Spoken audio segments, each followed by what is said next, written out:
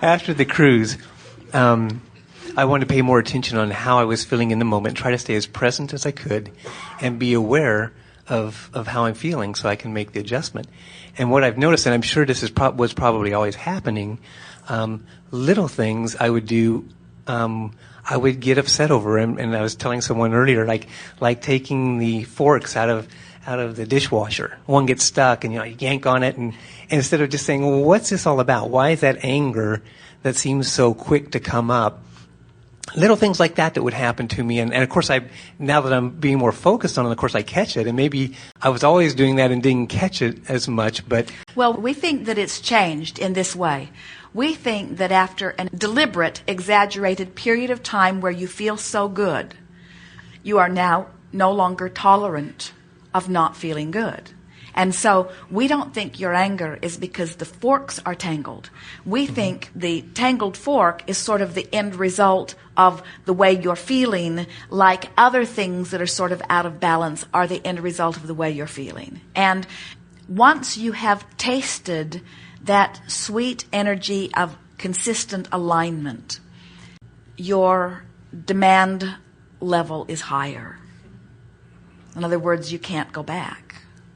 And so what's happening is your day-to-day attitude about some things that's not quite up to speed with where you now want it to be is sticking out like sore thumbs or tangled forks.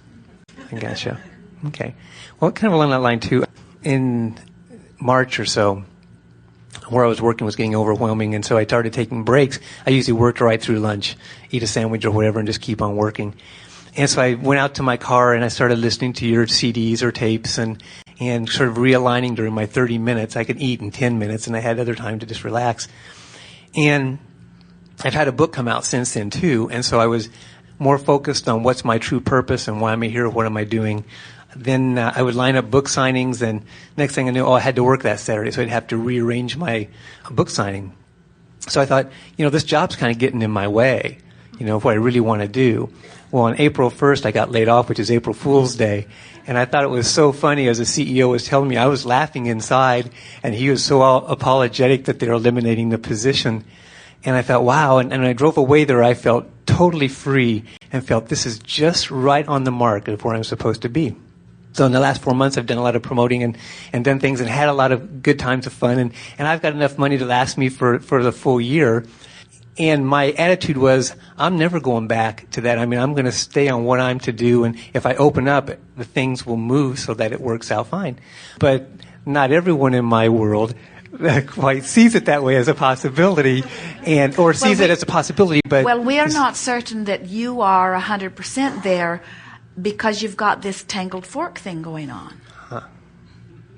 Usually, the longer we let someone talk, the more they begin to express that explains the underlying turmoil. In other words, you want to feel totally free and you want to feel totally ready for this, but you don't quite yet. And here's the thing that we so much want you to hear from us. You don't need to go get another job, and you don't need to go back to that. In other words, in this year, it is our full expectation that things will align and everything will unfold in a way that you will not miss a beat. But you don't quite know that yet. In other words, you're in the I'm hoping that's true stage, but you're not in the I have confidence and I'm knowing that stage. And the tangled fork syndrome, so to speak, and that irritability that arises is just pointing out that you're on edge about this. And so that's why you make it so easy for us to talk about this emotional journey, because in this year of leeway that you have so much opportunity to take that emotional journey, maybe 100 times in a day. Soothe the concern, soothe the worry, soothe the concern, soothe the worry, until your vibration really matches the words that you're speaking. We agree with you. We think the universe lined this up for you. And we think that it lined up with all of the elements in place. And we think everything is right on track. But It's like so many things. There is a vibrational difference between hoping you're all right and knowing you're all right. And you're in the hoping, wanting to hope, not quite sure, really want to be hoping, not quite sure, really wanting to be hoping place. And so that's the thing. You just take that emotional journey until you're in the I know that everything's all right. And then all of the success that you're looking for begins to come in to match that. Also, there's another thing, and this is a much more important thing that we want you to hear. As you begin to get into the rhythm of knowing who you are, and you take the next logical step, and the next logical step, and the next logical step, and the next logical step, you're going to notice that there's not a whole lot of hoopla in having just stepped into the next logical step. In other words, when you really, really want something and you are vibrationally very far apart from it, you feel like, oh, if that could happen, I would just go into orbit. Well, when you're that far apart, it can't happen, so don't worry about going into orbit. In other words, those kinds of things don't happen. And by the time you're vibrationally up to speed for it to happen, then it just feels sort of like the next logical step. Mm-hmm. Esther is irritated with us about that very thing. She says, by the time we reach the place where we can achieve things that we've dreamed since we were children, we don't get the big buzz from them that I thought that we would get. And we say, that's because you've been building to it vibrationally and emotionally so that it is just like the next logical step. And so many of these things that at one time seemed life-changing, or things like this that you will look back on from your future and call turning points, you will say, I didn't see it as the turning point that it was because it was the next logical step. The universe is just saying to you, here you go. You say, I would like such and such, and the universe says, here you go. The universe doesn't say, oh, wow, man, have we lined up the most unbelievable thing for you? Because that comes from a place of surprise and not really expecting it to happen. When the universe's attitude is, all right, here. You say, may I have, or I would really like to have, or what I really want is, and you can name anything under the sun that you can conjure, and the universe calmly says, here it is. Because it is known by all that is that anything that you desire can be. So, yes, here it is. The fanfare, all of that stuff, is conjured from man's misunderstanding, from his resistant-based place. So what did we just say? In simple terms, when you're ready for it, it doesn't feel like a big deal. When you're far from ready from it, it feels like a really big deal. In many cultures, there is what's called a savior myth. And it appears in many different cultures in different forms, but it seems to be always the same theme. I'm wondering if the Christ of our Bible is the same thing as the savior myth, or has any of those attributes. Give us even more to your question. There's the same story in different cultures with the same attributes, the same history, the same different details, and it appears over and over again in different cultures we at agree different with times. that. And now tie that together with the next part of your question. The same attributes, the same history, the same details seem to appear in our Bible in relation to Christ. I'm wondering if there's any connection.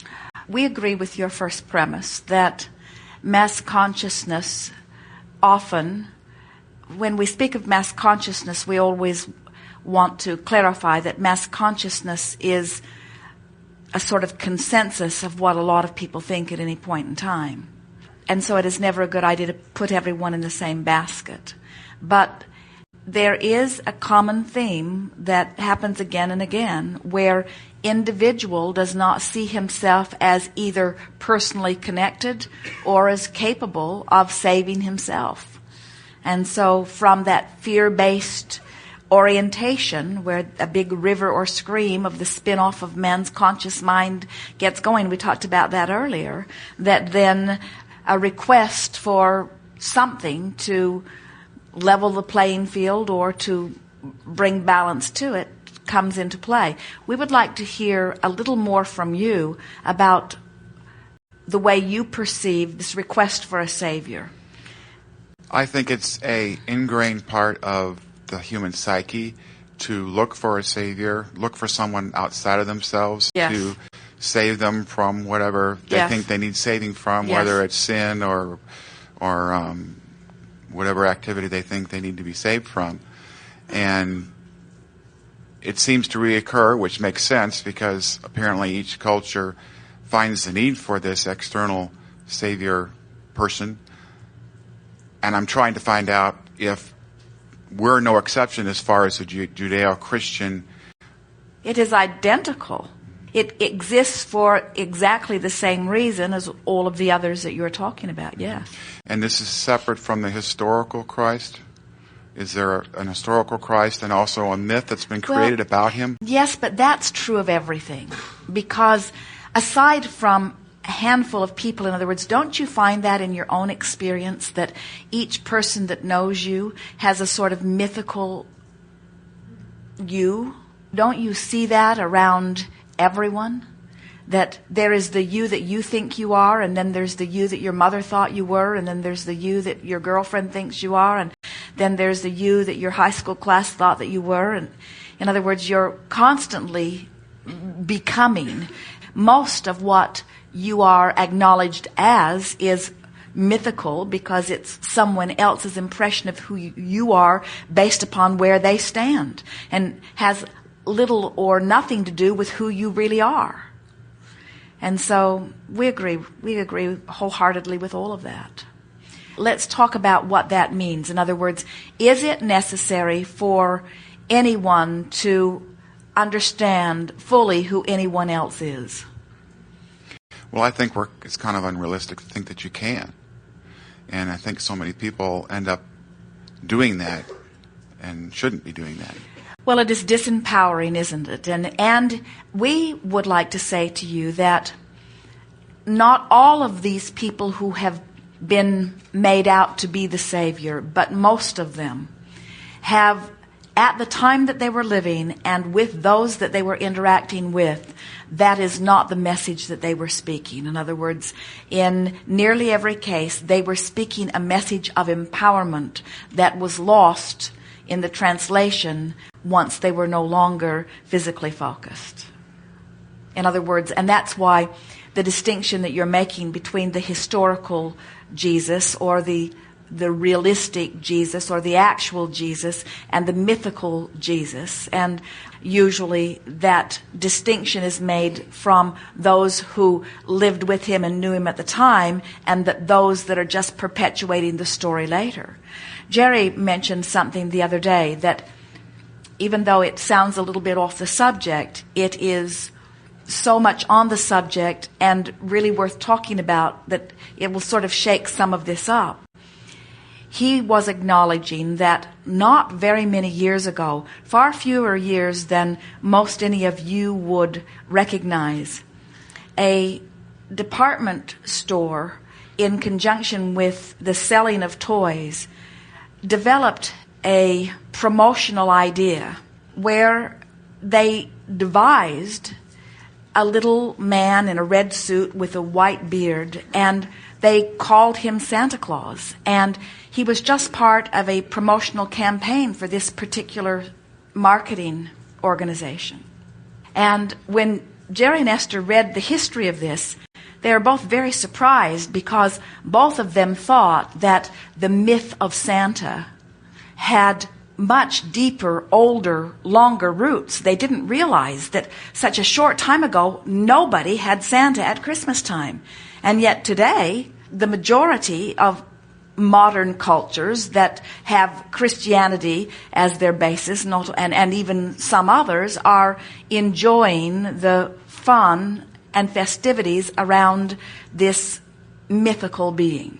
And then Jerry said, I wonder if a few hundred years from now, Santa will be taught as someone who lived, someone who was a reality, someone that this mythical character was patterned after, but someone who actually exists. And then the two of them looked at each other as a sort of aha came over them that all of these saviors and historical beings become much more than they ever were at the time, as they are passed on from generation to generation and are used to fulfill the needs of the new generation.